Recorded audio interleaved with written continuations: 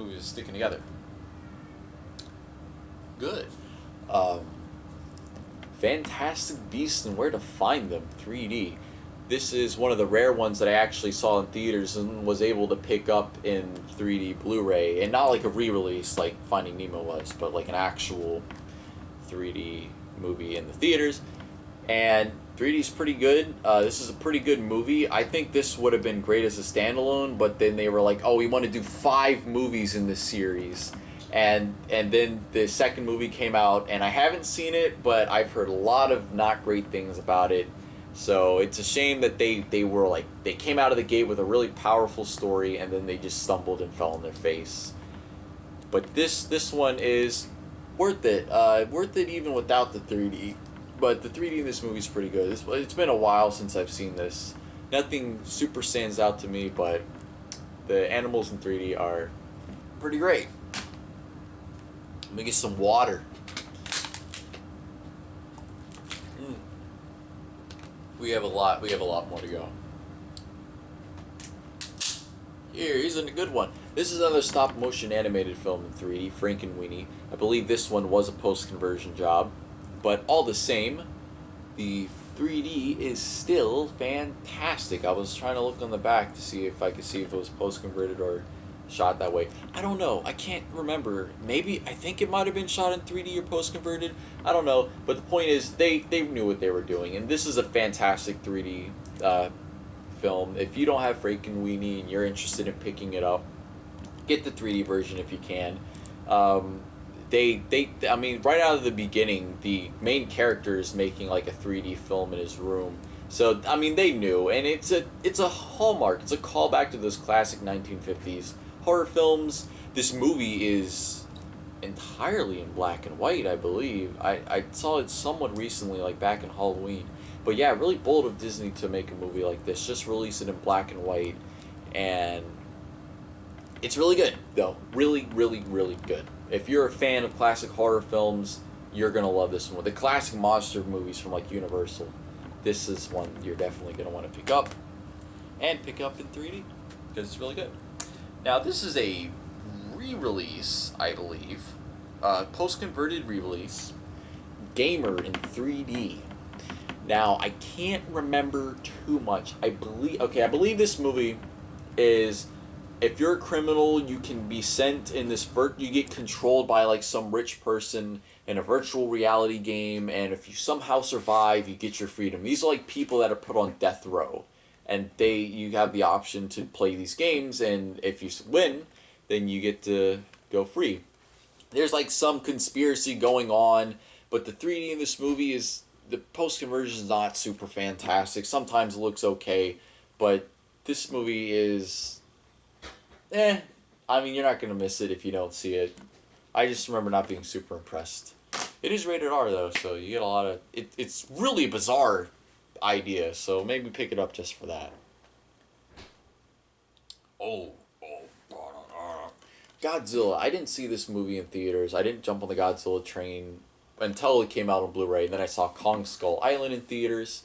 But this movie in 3D is fantastic. This is a great 3D movie. 3D lends itself really well to kaiju films, and I like this more than a lot of critics do. I like all the Monarch Cinematic Universe films, the kaiju movies that they're doing. But 3D is great. They really do a good job of building up Godzilla, and the final battle between Godzilla and the parasite creatures is fantastic. That final shot of Godzilla blowing his radiation breath down the neck of that parasite that was worth it. The whole movie. I remember seeing that for the first time, and I was like, God damn! He freaking destroyed that thing. This is worth picking up in 3D, by the way. Definitely do it. Really good job. Really good stuff. Oh, and we have the sequel. One of the rare 3D movies being released in the United States. Warner's still on that train, and I'm glad. Is King of the Monsters, man. This was a fucking kick-ass movie. And critics complain, oh, there's not enough monsters in this movie. We don't even see its people all the time. And then they turn around and they give you all the monsters, and they're like, "There's too many monsters in this movie. People, you can't have enough people in it." Shut the fuck up. Like, they just wanted to complain and complain. This movie didn't do well in the box office, but it did get better reviews.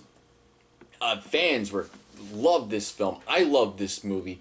If you're a fan of the freaking Godzilla series in general, this is definitely worth picking up. Even if you're not, look at the cover of this. It's got a 3-headed lightning dragon fighting Godzilla. Like, how can you look at that and be like, that movie looks like it's some bullshit? No, fuck you. Get this movie. Fantastic 3D. Very emotional. I'm glad that I saw it. I'm glad that I picked it up again. And it's got Millie Bobby Brown, who's a really good actress in this. She's obviously in Stranger Things, but she does a really good job here. And I like the color grading on this cover. This is a very aesthetically pleasing cover to my eyeballs. Also, pick this up in 3D if you can. Really good stuff. Also, I really want to get Kong Skull Island. I saw that in 3D, and I don't remember it too much, but I remember liking it, and people like, dude, the 3D's great. And I saw it in 3D, but I just want to get it to complete the collection.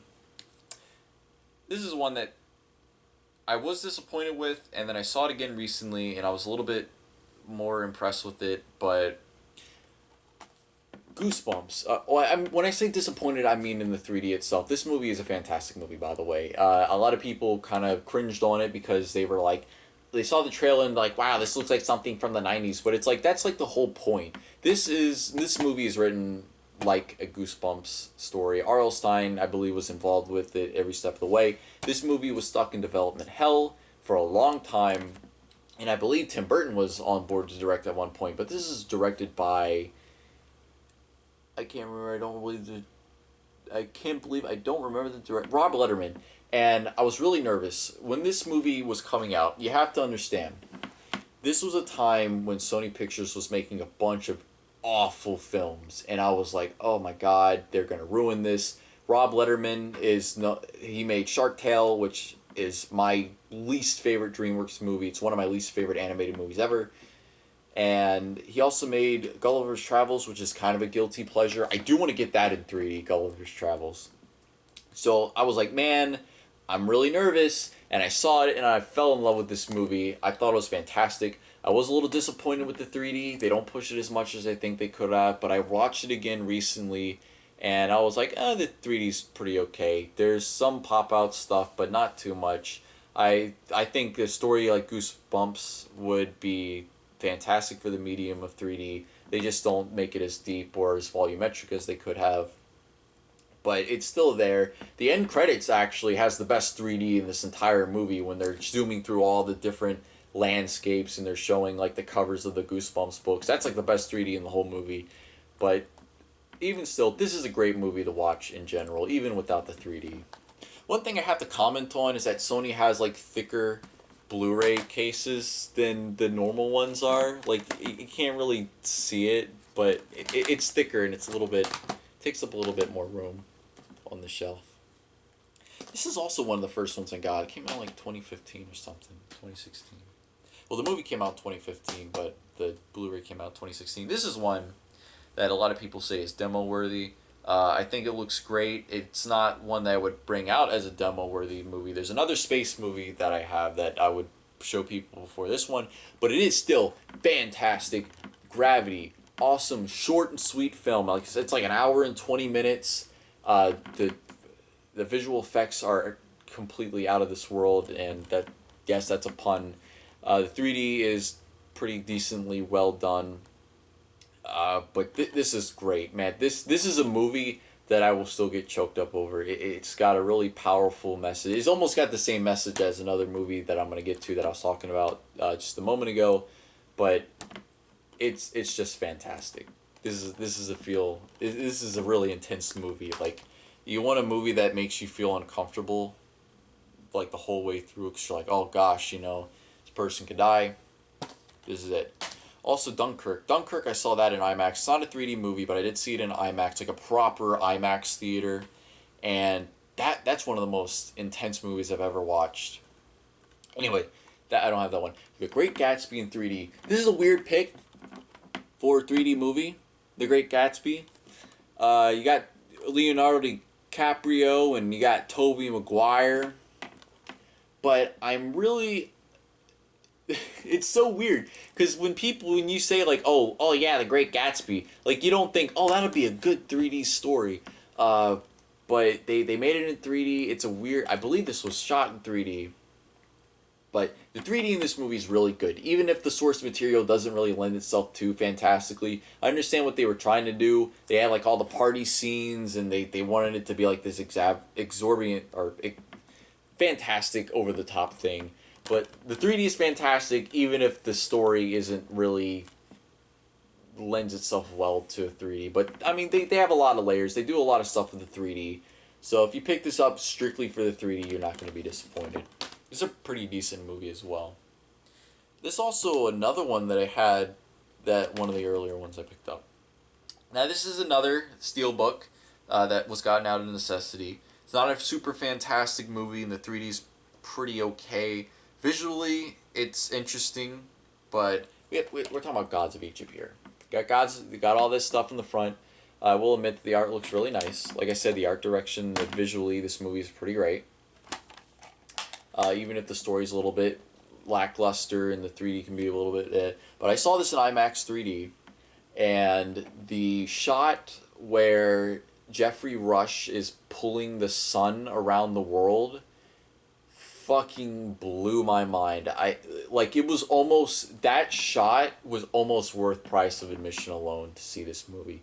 But there are a lot of moments where they're high up in the air and it's like really deep, and you're like on top of an obelisk during the climax of the film, this big monument. And you can tell that a lot of stuff in this movie was shot with 3D in mind, but this isn't one that I would say you should run out and get immediately.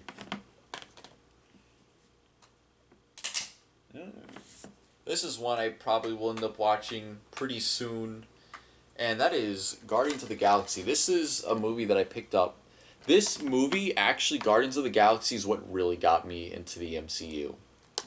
I remember when this movie came out, I wasn't going to see it, I didn't really care for it, I'm like, whatever, and I didn't really have much of a mind for the MCU, and I didn't really care about this movie, but my friend's like, dude, it's really good, you gotta go see it, and I went to go see it in IMAX 3D, and I fucking fell in love with it. This movie got me into the MCU, and the 3D Blu-ray home release really knocked it out of the park. They have the changing aspect ratios for the IMAX scenes, and it's a small thing, it's a small difference, but it makes all the difference. The 3D is fantastic, it's out of the screen.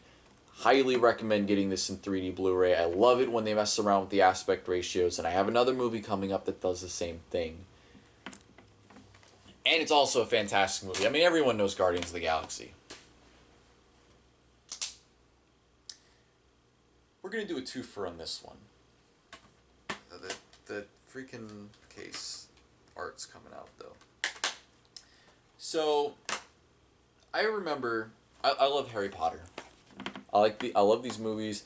I felt like the movie adaptations told the story better than the book did, especially part 2. Which I'm holding up backwards, I think. I don't know. But I felt like part 2 told the story better than the story did. The book has like a weird pacing thing where the first half is really slow, and then the second half is like, bullet train right to the end. It's nothing but action. But I saw this movie in IMAX 3D. Really wasn't impressed with the 3D. They didn't really do much with it. I remember seeing the dragon kind of come out of the screen, but the 3D is really disappointing in these. I mean, it is flat, shallow, not much volume, not much coming out of the screen. This one was strictly a home release in 3D. I picked it up because I'm like, might as well have both of them in 3D. I feel like the 3D in this movie is slightly better than part 2, but it's still not that super impressive. The movies themselves are great, but they could have done more with the 3D, which I'm glad they kind of learned that when they did Fantastic Beasts. But you're not missing out if you don't see these in 3D. It's really disappointing, and I heard whisperings that a few of the other Harry Potter films were post converted into 3D. In fact, I believe a few minutes of Goblet of Fire and I believe Order of the Phoenix, I almost called it Order of the Stone, But I know for a fact that Sorcerer's Stone has gotten a 3D post conversion, and it's going to be re-released. It's going to be released in China. They post converted and released it in 4K. And if you guys remember, before they released Fantastic Beasts, they did IMAX screenings of all the Harry Potter films. And my theory is much like with Pixar, they actually went back and post-converted all the movies and were planning on releasing them. Because they also did that with Star Wars. They were going to do that too. And Episode 2 and 3 were finished. We know for a fact because people have seen those movies finished. But unfortunately, they never released them in theaters. I would have loved to see those movies, but we only got Episode 1 and Disney shit-canned it. People speculated it's because there was a rights issue with 20th Century Fox, but now Disney owns 20th Century Fox, so there's no excuse not to release those movies. Release the 3D cut. We got the Snyder cut. I want the 3D cut now, even though Snyder's DC and it's different. Oh, this is a 2D movie. I love this movie, and it is very long, and I don't even have the extended edition. But that is the Hateful Eight. This is a Tarantino film. Really fantastic. There's a lot of build-up. It is so interesting. It is amazing. I don't know how he does it, but Tarantino can take like 30 minutes of people sitting in a tiny little carriage drawn by horses and make it like the most interesting dialogue you've ever heard, and you're just like enthralled the whole time. This is a really interesting, exciting movie. I highly recommend picking this up. It's a shame it didn't get the IMAX release. It was supposed to, because Disney basically bullied Tarantino in the movie theaters, because this is when Star Wars Episode 7 came out, and he wasn't allowed to, he did a limited release of not 3D, of IMAX. He did a road show, but I missed that, unfortunately. Would have loved to have seen it. Now we're about to look at another top 10. I would say top 5, maybe even top 1. That is, and everybody knows this one, How to Train Your Dragon in 3D. This is platinum standard. If you are going to go out and make a 3D movie, you got to watch this one. And you have to also read that book that Captain 3D Phil McNally wrote to understand how to effectively use the medium. This is a master class in 3D, and it is deep, volumetric. They got stuff coming out of the screen. It uses 3D as a storytelling device, just like Coraline. It is very intense. This is an absolute, if you don't have this movie in 3D and you have a 3D TV, go get it right now. What the hell are you doing? Even when this movie came out in 2010, critics were like, holy crap, you got to see this movie in 3D. And this movie really showed what 3D can do for an animated film. And I know you make all the jokes about Avatar is like an animated movie too, but I would recommend this over Avatar. Fantastic movie in and of itself as well, even without the 3D, but the 3D really brings this to a whole new level. And I believe that was DreamWorks' second 3D film too. Then we have How to Train Your Dragon 2. I saw this in IMAX 3D. 3D isn't as it's not like not as well done, but it isn't as deep and as used much as this movie was. 3D still fantastic, don't you get me wrong, but it's really good though. What can I say? I mean, How to Train Your Dragon 2, you know, it made you cry, made you sad, made you tear up. Won't tell you why, because that's spoilers, even though the movie came out in 2014. I really believe this movie should have won Best Animated Picture. I think this movie is better than Big Hero 6. I don't think Big Hero 6 is a particularly bad film, but this one was so much better, and it got snubbed, dude. It's such a crying shame. But this was a cool IMAX 3D release. Let me make sure camera batteries are doing good.